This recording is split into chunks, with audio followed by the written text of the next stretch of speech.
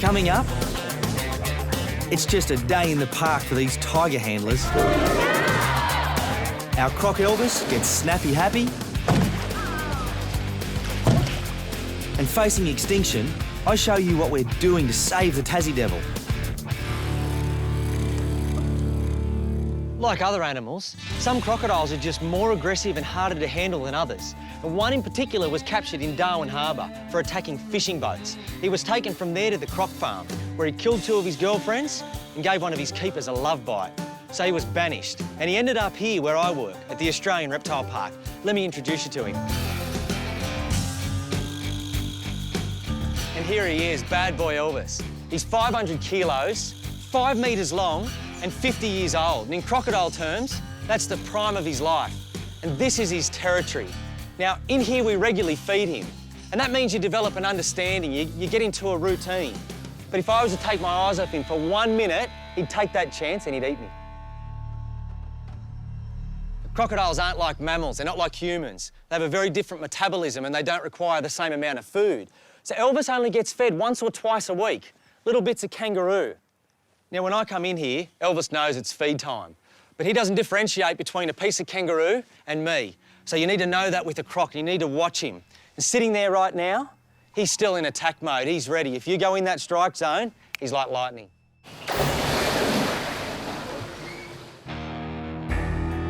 Now, Elvis knows what he's capable of. He's a big, heavy animal. He needs to get me on the first go as soon as I go in. So he won't attack unless I come into his strike zone. Alternatively, he may creep forward, but it's hard for him to do that on land. So at the moment, he's just going to sit there and wait in the hope that something comes to him. Crocs are incredibly patient, so as long as I'm here in his territory, he'll wait about for the slightest opportunity to attack. I could be here a week. It won't matter to him. And don't be fooled. Crocodiles don't just hunt on riverbanks. They're agile and they can jump almost a body length out of the water. So a fruit bat on an overhanging branch or an arm out of a boat, both fair game. Time now to show you just how well Elvis can move undetected. Now put yourself in this picture. Top end, muddy water, 5 metre long crocodile, and there's not a ripple on the surface of that water.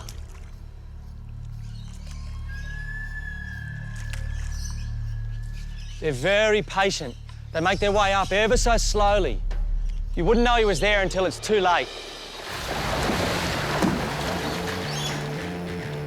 Come on. Look at that.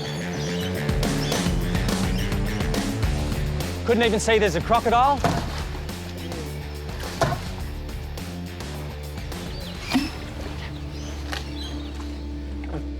That is why you must be educated when you're in the top end. Crocodiles are everywhere, and that's what they're capable of. You might not see them, but they can see you, and they will take any chance to eat you. Elvis could comfortably live on for another 50 years here, and being a male, he'll keep on growing. And these days, in the wild, there are more of these big guys around, as it's now 40 years since hunting was banned, and they've been able to grow and grow big. There we go. There's a real desire for croc stories up in the top end, and that's a good thing. So long as they make the front pages, whether they're attacking livestock or even crossing a road, people are kept aware of their presence. It's when people don't heed the warnings that attacks occur.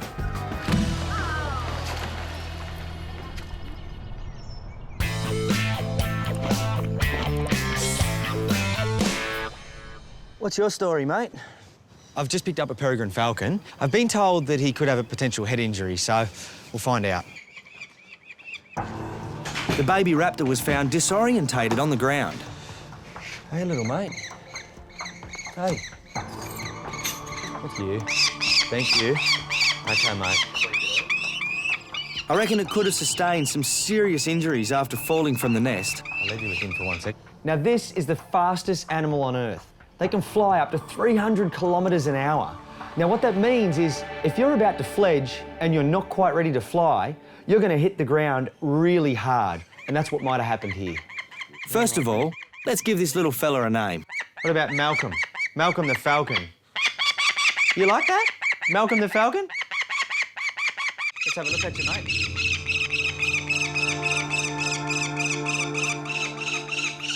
His wings look good.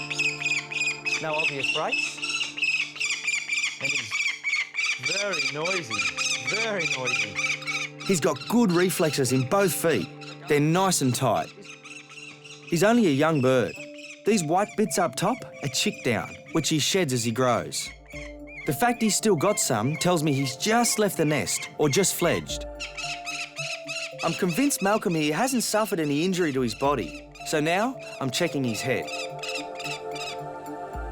There's something that stands out straight away to me, and that is, I wave my hand here and the head turns, he can see the hand. I put my hand here, on the left side, he's not reacting at all. That's a big worry. Now, he can't survive in the wild with one eye, he must have two. They use their eyesight and they can detect prey up to several kilometres away. Now, unfortunately for Malcolm, without both eyes, there's no future for him in the wild. Hopefully, a non-functioning eye is all that he has. I'm still pretty concerned, so it's a trip to the vet.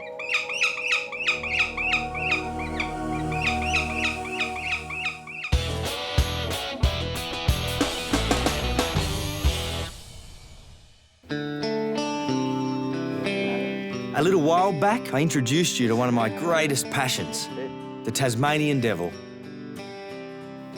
It's going through a really tough time at the moment because of what's known as the devil facial tumour disease. It's a horrible disease for which there is no known cure. The Tasmanian population has dropped by 90% and it might soon die out on the island. That's why in 2006, the Australian Reptile Park embarked on a mission to establish one of the largest insurance breeding programs on the Australian mainland. The disease first reared its head in the mid-1990s in the northeast of Tasmania. Numbers started plummeting, and it was all because of the disease. Now only a small part of the island is left unaffected. This is the northwest corner of Tasmania, and this tiny pocket holds the last population of uninfected devils. But the disease is not far away, 50 kilometres, and it's coming fast. And here will be infected soon too. The problem is, the devil is the perfect host and provides the natural behaviours that allow it to spread unhindered.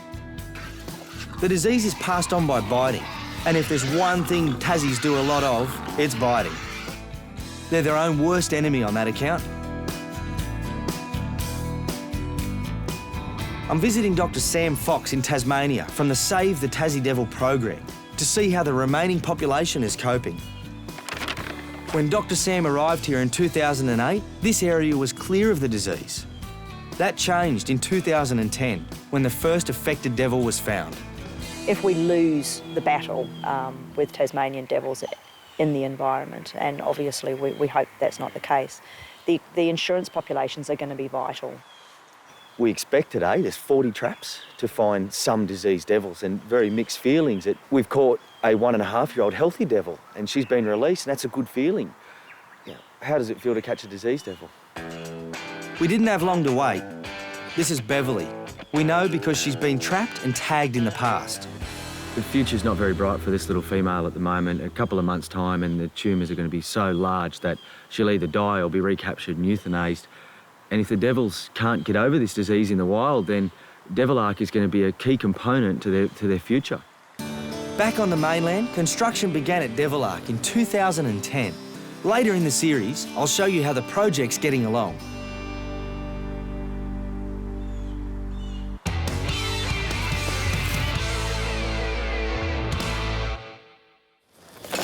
Hey, ease up, ease up.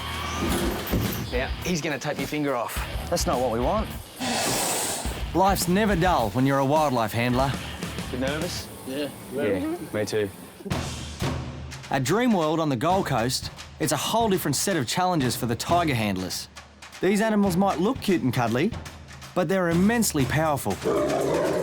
They can leap to incredible heights. 3 strides, almost to the top of that tree. And their razor-sharp claws are shredding machines. Have a look what happens to Keeper Daniel when the cats decide to have a play.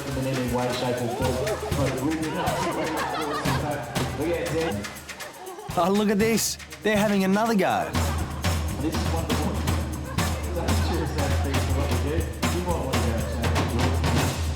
Occasionally, the tigers themselves come off second best. Simon Murray is the supervisor of Tiger Island. It can take a toll from time to time, making sure you're always on the ball, particularly when the cats are looking to be a bit aggressive towards one another. So it's always tough when things aren't quite going so well, when you've got an injured animal or a sick animal. 11-month-old Jaya is feeling a bit sore and sorry after an encounter with Mohan, one of the older tigers. Mohan's a 195-kilo, 14-year-old male Bengal tiger, so Jaya basically learnt an important lesson. She was a bit pushy towards Mohan, wouldn't take no for an answer, so Mohan gave her a bit of a touch-up. Nothing too serious, but we thought it was important the vet check it out. In tiger terms, a touch-up can be serious business. It can mean deep lacerations or serious internal injuries. Vet Veer Nicholson checks the damage. OK, well, I mean, that would hurt you or me, but it's not going to worry a tiger very much. So that's only a pretty small wound, yeah? Yeah, it's very superficial. So it's thick skin, and that's only a surface scratch. Jaya won't need stitches, but she'll have a decent scar. Have a look at her eyes, and they just fixate on something. Occasionally they swing past, and it's pretty intimidating. When you're up this close, you realise how big those teeth really are. You might even be able to see that she's got baby tooth on the top there, which is falling out. You've got an adult tooth coming in. So they're at that age where they're losing their baby teeth. Yeah, right. Around so 12 months. The big thumper's right there behind her. Yeah, the adult canines canines are coming through. So very shortly we have smallish tigers with very big teeth. Yeah, OK. Jaya's clearly not stressed out about the vet check. She's full of beans as the team heads off. Back at the display area, the keepers are putting on another astonishing show for the public. Taj is 10 years old and weighs a hefty 195 kilos. Keeper Simon is cool as a cucumber when Taj stretches out his massive frame to reach for the milk. When Taj decides to move, Simon has to keep his balance and do a quick sidestep to keep up. Incredible.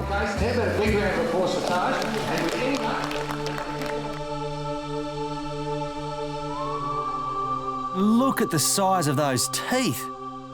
I tell you, it takes a lot of trust to put your hand that close to a tiger's mouth. You know, there are only 3,000 to 4,500 tigers left in the wild. So, it's the devotion of guys like these that's helping to save this beautiful species.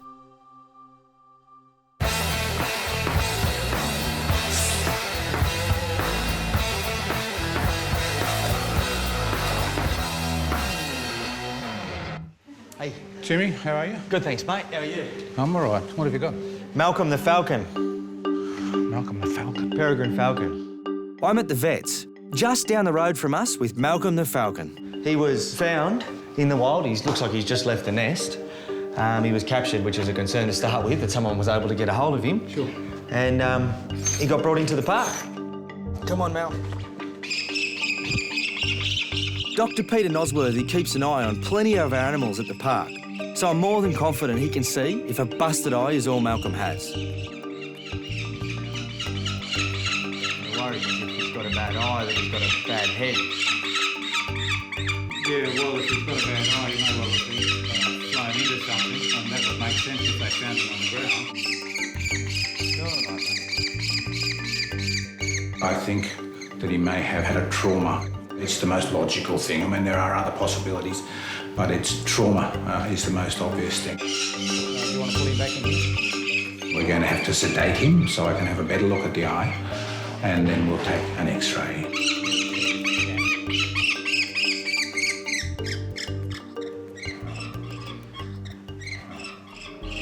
Good boy. I'm looking to see whether there's any damage at the back of his eye. He may well have some retinal changes in here, Tim, which is a bit of a fuss for us. Okay, Timmy, it's detached. Well, detached retina means blind. Means blind. Yeah. Means blind in this. In you and I, they can do some laser surgery, and it's coming to small animals in Australia, but not at this stage.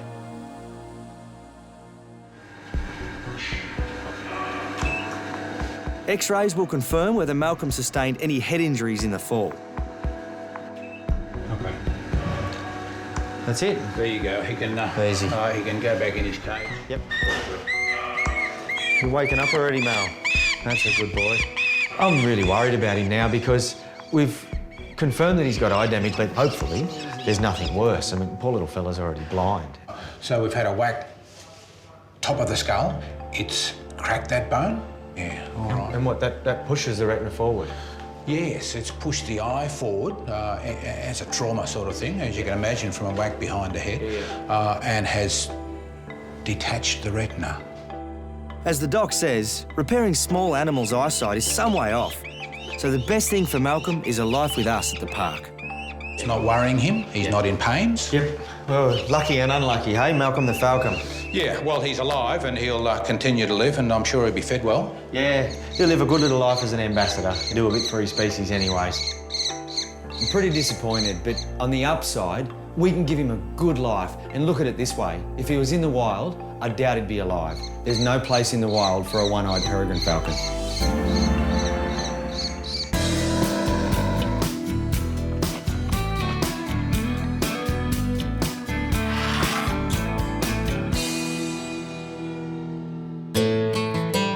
These little critters have been singled out by some as the biggest threat to Australian wildlife since European settlement.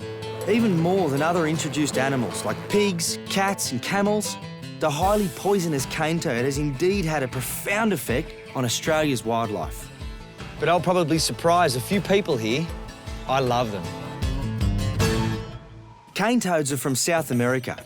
They were introduced back in 1935. They were brought in to eat the sugarcane beetle in Queensland. But with no natural predator here, they spread like the plague.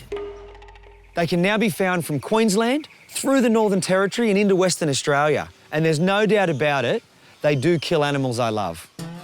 It's absolutely clear that snakes, lizards and croc numbers have suffered. Finding any one of these with a toad in its mouth is not uncommon if you take a walk out into the bush. The problem is, they can't handle the poison secreted by toadie here. When it's threatened, these glands here that stretch from behind the eyes, down past the shoulders, secrete a white fluid called a buffotoxin. This stuff's not only deadly to animals, but it can kill humans too. Ingest the poison and you'll soon be salivating, then twitching, vomiting, and you could be dead within 15 minutes from a heart attack. The problem we have here in Australia is there aren't enough predators that keep the cane toad numbers in check, like back home in South America. One that is the wily old crow. Most birds aren't known to be affected by the poison, but there's nothing like a crow to delve where others wouldn't dare. The trouble is, we can't rely on crows to stem the tide of cane toad domination. When you consider females lay between 8 and 25,000 eggs at a time, and fully grown, an adult will consume far more than any native frog. You can gauge just how big a problem there is. But it might not be all bad. Since the first 101 got off the boat 80 years ago, they've in fact helped numbers of certain species. Certainly some common reptiles and amphibian numbers are much healthier. This is due to the fact that predator numbers are kept down by eating cane toads. And there's evidence to suggest that some predatory species have learnt to avoid toads as food. Even though there's experts out there coming up with ways to reduce numbers, the cane toad, in my opinion, is here to stay. So you might ask, if these fellas are killing so many animals that I love, why do I still love them? Well, plenty may think they're just darn ugly, but look at that. What a handsome fella.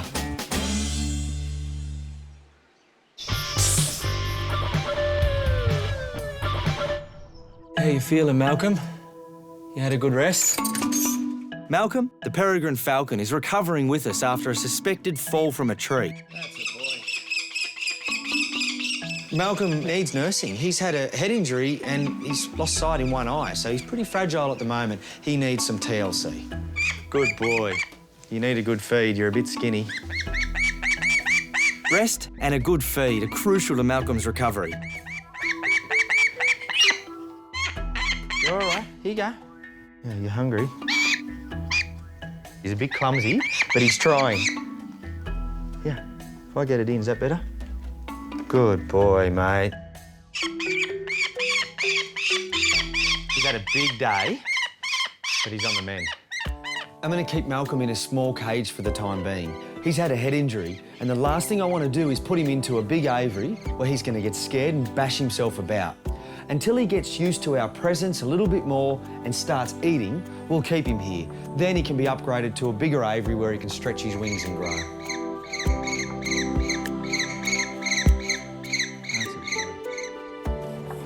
Here it is, mate. You ready to get in? Some food in there for you. It's a week later, and it's time to introduce Malcolm to his new home.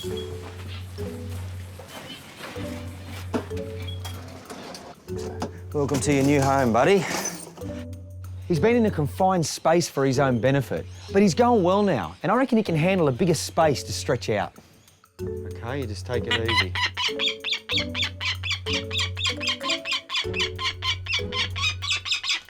There you go, please, sit up.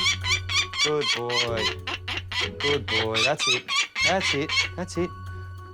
You got a room with a view, mate. This is the best aviary in the house. I've got a bit of food here for you. There you go. Ow! That was my finger. Malcolm's future is in captivity, but that's a positive. In the wild, it was a one-way street. He faced certain death. You do well in here, mate. You're halfway. The next stage could be to find him a girl. That will take a little bit of time. We need to know that he's good, and, you know, those female peregrines, they're a handful, so Malcolm has to be strong and healthy. You look good, mate. You look real good.